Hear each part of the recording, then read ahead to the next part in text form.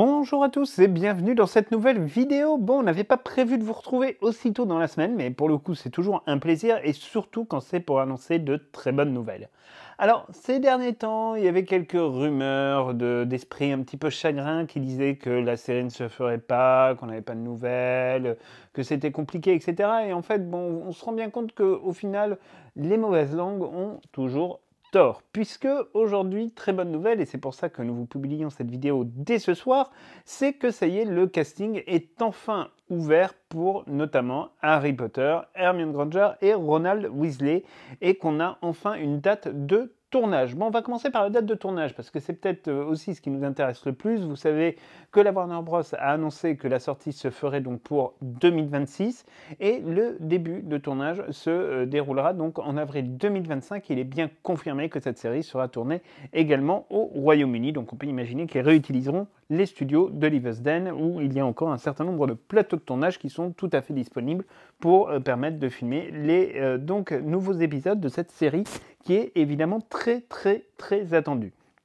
Donc, début de tournage, si on veut être concret, en avril 2025, on va compter à peu près pour ce genre de série avec le budget dont elle est dotée, c'est-à-dire globalement entre 120 et 150 millions de dollars, d'après les différentes informations de la presse américaine. Ça veut dire à peu près 6 à 8 mois de tournage pour arriver donc à une dizaine d'épisodes, ce qui est un peu le format de HBO, notamment ceux qu'on peut voir sur House of Dragons, etc. Donc là, en l'occurrence, on est vraiment sur quelque chose d'assez classique. On peut imaginer donc effectivement, grosso modo, au mois de septembre ou d'octobre 2025, on devrait tirer gentiment vers la fin de la série, quelques reshoots qui se feront probablement en fin d'année 2025, et donc effectivement pour 2026, ils seront prêts. Alors est-ce que ce sera pour la rentrée, est-ce que ce sera pour un peu plus tard, est-ce qu'ils vont prolonger le tournage pour tourner éventuellement également la saison 2? Ça, rien n'est moins sûr, mais ce qui est certain en tout cas, c'est que la première saison sera bel et bien prête en 2025, puisque là, en l'occurrence, le calendrier de tournage, sauf catastrophe, évidemment, permet tout à fait d'être dans ce genre de délai, et ça reste quelque chose de tout à fait possible et tout à fait imaginable. Donc ça, c'est la première bonne nouvelle, c'est que du coup, il n'y aura pas de nouveau retard. On savait qu'avec la nomination cet été du réalisateur, enfin de la réalisatrice et du scénariste, on avait quand même un certain nombre déjà de pistes, et là donc maintenant arrive l'étape cruciale, évidemment, qui est celle du casting. Alors, à ce stade, il y a une seule annonce qui a été mise entre guillemets en ligne pour le casting, mais évidemment c'est la plus grosse puisque c'est la plus fondamentale de toutes. Et ensuite, on peut imaginer qu'à partir de ce casting, ils vont commencer aussi à caster évidemment d'autres élèves de Poudlard et d'autres acteurs pour d'autres rôles. Et puis évidemment, le casting concernant les professeurs donc qui sont nécessairement des adultes, on peut imaginer que là ça se passe à un autre niveau et ça se passe beaucoup plus avec des acteurs professionnels. Alors, pour Harry Potter, Hermione Granger et Ronald Weasley, en fait, le mode de sélection, c'est le même que celui qui a été utilisé donc pour Daniel Radcliffe, Rupert Grint et Emma Watson. On va être vraiment exactement sur la même logique. C'est-à-dire qu'il y a une annonce à casting, tout le monde peut se présenter au casting, bon, évidemment avec un certain nombre de préétablis auparavant, et en partant de ce casting-là, évidemment, on va petit à petit réussir à trouver la petite perle qui se cache et qui n'est pas ouvert d'ailleurs qu'aux acteurs professionnels, ce qui pour nous est un peu une surprise, parce que c'est vrai qu'on avait tendance à penser, en tout cas dans notre raisonnement, qu'il ne serait pas inintéressant effectivement que les 3 enfants qui soient choisis soient plutôt des acteurs professionnels qui soient déjà établis, parce que c'est vrai que la pression sur eux va être absolument énorme. Alors après, on sait que la Warner a fait quand même plutôt attention à essayer de protéger au maximum les enfants, mais il peut y avoir toujours évidemment des débordements, donc on peut imaginer que voilà, c'était peut-être un débat qui a été fait, mais finalement le casting est ouvert, et ça on peut imaginer que derrière tout ça, il y a évidemment J.K. Rowling, puisque c'est ce qu'elle avait souhaité pour tous les rôles qui étaient attribués dans les adaptations cinématographiques de Harry Potter. Là, vraisemblablement, on se situe sensiblement sur la même logique. Alors, pour le casting, on a eu évidemment donc quelques informations. Donc forcément, évidemment déjà il y a une question, il y a un critère qui est le critère de l'âge. Et le critère de l'âge, il est très important. Pourquoi? Parce que c'est vrai qu'il va falloir choisir des enfants qui soient suffisamment jeunes pour jouer des enfants de 10 ans, mais qui vont devoir avoir une croissance et une maturité qui sera évidemment équivalente à l'âge qu'ils auront dans les séries. C'est-à-dire que l'idée d'HBO, c'est de faire un recrutement plutôt très jeune, pour éviter de se retrouver en fait dans la même situation qu'ils ont connue sur À la croisée des mondes, et on sait qu'une partie des équipes créatives de À la croisée des mondes va travailler donc sur la série Harry Potter, se retrouve finalement avec une actrice qui, bien que censée avoir 10 ans et castée à l'âge de 14, se retrouve en avoir 18 ou 19 à la fin de la série, ce qui avait évidemment causé quand même quelques désagréments par rapport à l'histoire originale et au fait que l'adaptation n'était plus tellement respectée, puisque voilà, une jeune femme de 18 ans n'a pas la mentalité d'une petite fille de 10 ans. Et donc voilà, c'est vrai que là, pour le coup, ils ont fait le choix d'aller vers un casting très jeune, puisqu'ils cherchent des enfants qui seront âgés de 9 à 11 ans en avril 2025. C'est-à-dire que là, concrètement, au moment où on se parle, la majorité des enfants qui vont être présentés au casting, ce seront des enfants de 8 à 10 ans et qui devront évidemment être relativement jeunes.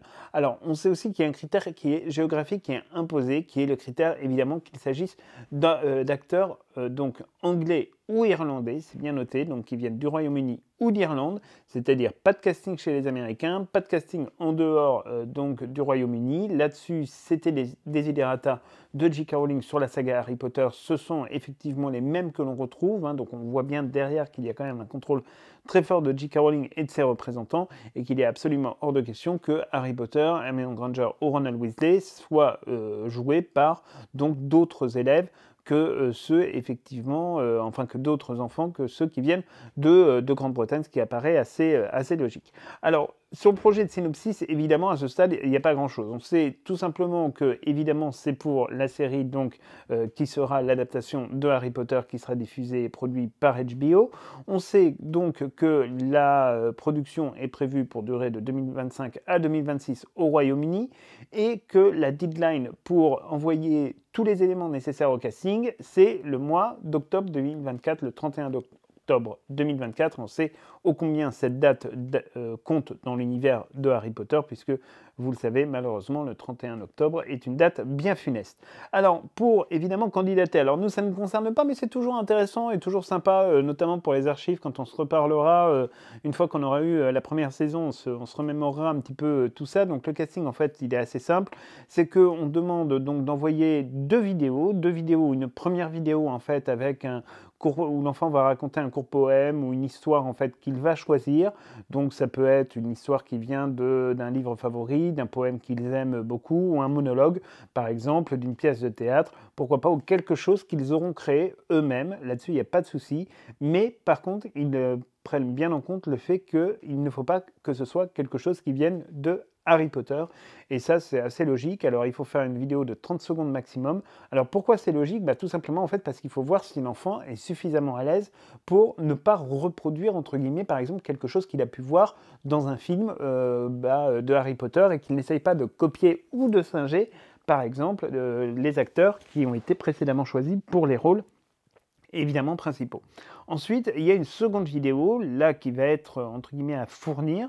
Donc, c'est une courte vidéo qui va demander aux enfants de parler un peu d'eux-mêmes, en précisant leur date de naissance, leur poids, leur taille, où est-ce qu'ils vivent, et également d'écrire, par exemple, un membre de la famille, un ami qui leur est particulièrement proche et qui compte particulièrement pour eux. Et ça, il faut vraiment que ce soit quelque chose d'assez clair. Et on leur demande aussi d'utiliser leur propre accent. Et alors ça, c'est important parce que ça nous donne quand même une indication, c'est-à-dire que ce casting, il est fait effectivement pour choisir les trois héros, mais il va être aussi fait pour choisir évidemment, probablement, les acteurs qui viendront compléter donc les premiers rôles, puisque c'est vrai qu'on a des représentativités, on le voit dans les livres, de différents types d'accents, puisqu'ils sont tous d'origine plus ou moins différente en Grande-Bretagne, et donc que les accents peuvent varier, et donc voilà, il précise bien qu'il faut que l'accent soit utilisé et pas, entre guillemets, aplati comme nous on peut le faire évidemment en France. La vidéo, cette fois-ci, doit durer 1 minute. Et donc pour les vidéos, là-dessus, ils sont assez cool à la Warner en fait, parce qu'ils disent, voilà, grosso modo, voilà, vous pouvez vous filmer avec un iPhone, ou avec n'importe quel smartphone, il n'y a pas de problème. C'est plutôt simple, il n'y a pas besoin d'avoir un background voilà, particulier, mais par contre, évidemment, il faut que l'environnement ne soit pas trop brillant. Il faut que l'enfant puisse être le plus proche possible de la caméra, mais voilà, pas non plus trop, puisqu'ils veulent pouvoir en fait, voir un peu l'enfant dans sa globalité, et voilà, il faut que globalement tout soit filmé dans un environnement neutre, hein, c'est-à-dire pas avec des décors, pas avec ce genre de choses, on est vraiment là-dessus. Alors, ce casting, donc, il commence à partir de maintenant et il se terminera donc définitivement le 31 octobre 2024, et ce qui fait qu'après, ils vont passer à l'analyse, et donc on peut imaginer que pour la fin de l'année 2024, on aura le casting, en tout cas des 3 acteurs dans le rôle principal. Ça reste quand même une très très forte probabilité, nous en tout cas c'est ce qu'on pense, et que évidemment là-dessus, on verra que les choses vont commencer à se décanter gentiment. Alors la Warner précise que évidemment s'inscrire et passer par leur plateforme, c'est le seul moyen en fait d'être donc participant à ce casting, dans la mesure où effectivement on peut imaginer que derrière des escrocs vont quand même tenter de faire passer des castings pour ensuite se présenter comme représentants de tel ou tel enfant qu'ils auraient casté, par exemple en louant une salle ou en louant un studio et en faisant venir les enfants, en leur faisant croire qu'ils sont sélectionnés par exemple pour le casting de Harry Potter, ce qui est quelque chose malheureusement de bien trop commun aujourd'hui dans l'industrie du cinéma. Alors pour postuler évidemment, et si l'enfant est mineur, ça veut dire que derrière les parents doivent être derrière. Et donc là il y a 2 schémas en fait de casting. Il y a le schéma évidemment pour les enfants qui sont professionnels. Donc là, à ce moment-là, c'est évidemment les représentants et les agents qui vont donc déposer la candidature de leur candidat. Et puis, si voilà, c'est des on va dire, enfants qui sont lambda, qui ont une vie tout à fait normale et qui ne jouent pas déjà au cinéma, et à ce moment-là, ça passera évidemment par une inscription par les parents. Ça, c'est quelque chose évidemment qui est extrêmement important de respecter. Donc voilà grosso modo un petit peu les différentes caractéristiques donc, qui ont été décidées. À ce stade, évidemment, ils n'ont absolument pas parlé d'autres rôles, mais ça viendra évidemment. Et il rappelle que, bon, ça évidemment c'est plus pour des questions juridiques à mon avis qu'ils le proposent, c'est qu'ils vont donner quelques indications pour dire que, évidemment, ils sont pour le fait qu'il y ait une certaine forme d'inclusion. Alors, attention, il ne faut pas qu'on soit mal compris. C'est-à-dire que l'idée, c'est pas de vous dire « Ah Hermione Granger sera nécessairement noire » ou qu'est-ce. Il s'engage à ce que le casting soit inclusif et diversifié, et que pour chaque rôle, il faut soumettre donc des articles qui sont qualifiés sans tenir compte nécessairement, par exemple, de l'origine ethnique, du sexe, du handicap, de la race, de l'orientation sexuelle ou de l'identité de genre ou de toute autre base protégée par la loi, sauf indication contraire. Voilà, ça c'est le texte exact, c'est une formulation juridique. Donc, même nous qui, vous le savez, on n'est absolument pas pour que ça parte dans les décors, etc., et que ça vienne trahir l'esprit des livres de J.K. Rowling. Là-dessus, il ne faut pas monter sur ces grands chevaux en se disant ils vont mettre une Hermione trans, etc., parce qu'on voit déjà les titres qui vont arriver dans les 3-4 jours. Ils recherchent une Hermione noire, ou une Hermione indienne, ou une Hermione sud-américaine, ou alors un Harry Potter qui viendrait de Norvège. Là, ce n'est pas du tout le cas. C'est juste une phrase juridique qui est employée pour dire que, voilà, tout le monde peut participer parce que c'est les lois, c'est comme ça, on ne peut pas faire autrement, mais ça ne veut pas pour autant dire voilà, que c'est ça. On peut de toute façon exclure de fait qu'un enfant qui se prétendrait être transsexuel ne sera pas, entre guillemets, choisi pour le rôle, soyons honnêtes. Mais voilà, pour des raisons évidemment juridiques et de forme, ils sont obligés de préciser ça. Et d'ailleurs, on remarquera que c'est en tout petit, voilà, juste à la fin de l'annonce, et pas du tout dans la même police que les autres, et que c'est vraiment mis là, comme ça, un peu comme un cheveu sur la soupe. Donc, on ne s'affole pas, il risque d'y avoir pas mal d'articles qui vont dire « Ah bah oui, ils veulent un casting inclusif, etc. » Non, ce n'est qu'une phrase juridique. Après, ça ne veut pas dire qu'il ne va pas y avoir effectivement une représentation, par exemple, ethnique, notamment un peu plus large que ce qu'on a pu voir dans les adaptations cinématographiques de Harry Potter.